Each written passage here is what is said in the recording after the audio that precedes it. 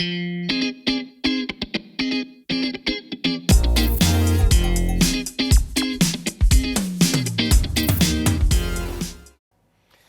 taking a little bit of time discussing more on the ongoings of AirAsia because, as you've known from the press releases that were sent out by the company and more importantly by the two co-founders, Tony Fernandes as well as Meranun, yesterday, they tackled the allegations of AirAsia slash Airbus impropriety or bribery allegations head on, following which both Tony Fernandes as well as Meranun have relinquished all their executive posts in the company for 2 months to allow for investigations to take place unimpeded by their presence. But it's worth noting that based on the filing to Bursa that the company made yesterday, Tony as well as Din is still in the company in the form of advisor or advisory capacity. So they are not particularly missing from the company outright. They're just not having any executive positions. To which they have also announced that Bo Lingam, a long-standing stalwart and supporter of the company, as well as to Tony, Bo Lingam is assuming the role of acting CEO of AirAsia Group. Bo Lingam goes a long way. It's worth noting that this is a man that has done impossible things with impossible odds, because with just armed with an SPM cert, he has grown from the days of EMI Music as well as Warner Music, all the way through, worked up all the way through the ranks of AirAsia, and now being the acting CEO. So he himself is also quite a remarkable story to be told. But the problem with AirAsia, in my opinion, is not so much of the bribery scandal that is currently plaguing them. However, this might still seem to be a big deal for AirAsia. However, I don't think it's the biggest deal because, in my opinion, AirAsia with the Airbus dealings is a binary thing.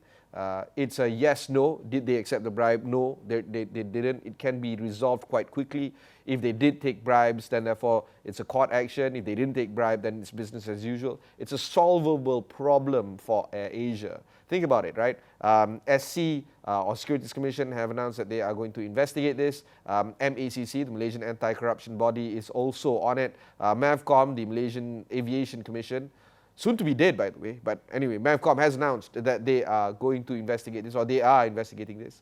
So authorities are on it, and sooner or later, the public and more importantly, the courts will find out whether or not they have indeed incurred any impropriety behavior. But that is solvable. The more problematic issue for AirAsia is, of course, their market with China. We know that AirAsia is one of the more or the most exposed airline in this region when it comes to the Chinese market. Because of the coronavirus outbreak, I don't see anybody wanting to travel, at least for leisure, to China. And for business meetings, things have been postponed, not just in travelers in Malaysia, in Indonesia and beyond. It's also the East Asia market between Hong Kong, Japan, and of course China itself. And Chinese, they can't travel out. Countries like Thailand and Philippines and Singapore, for instance, have banned outright inbound travelers from China. Malaysia has banned all travelers from Wuhan and Hubei. So, there's no traffic. So I don't know what the percentage is when it comes to airline travel between AirAsia across all the markets, inbound and outbound out of China, but we can safely assume it's a sizable one for them. And when this market has evaporated and dissipated from their books in terms of paying passengers, how is AirAsia going to come back from this? So because of this, I understand that the more sexy thing is to discuss about the bribery issue that is currently taking place in AirAsia. But if we are to ask the business model question of AirAsia, they are fully exposed to China, or they're maximally exposed to China. Maximized, I don't know whether that's a word, but yeah, they are exposed in terms of maximum exposure towards China, and because of this evaporation of the market that they are currently happening right now, AirAsia is in serious hot soup because of this outbreak. Before doing this particular bit, I had a chat with a friend of mine from the university. He was talking about, don't worry, things like this will slowly come back and all that. Asia can come back from this, particularly when it comes to growing the market back from China. I agree with him, but the operative word here is slowly coming back. How slow can they afford to come back from this particular problem that they have from the coronavirus outbreak? I'm pretty sure that AirAsia, plenty of smart people there, Bollingham's leading this charge of them trying to bring back the market, but it's not going to be easy when it comes to restoring investor confidence. The fact and proof in the puddle is, or the proof in the pudding is on the loss of share price. As I am taping this particular bit, it's close to afternoon on Tuesday.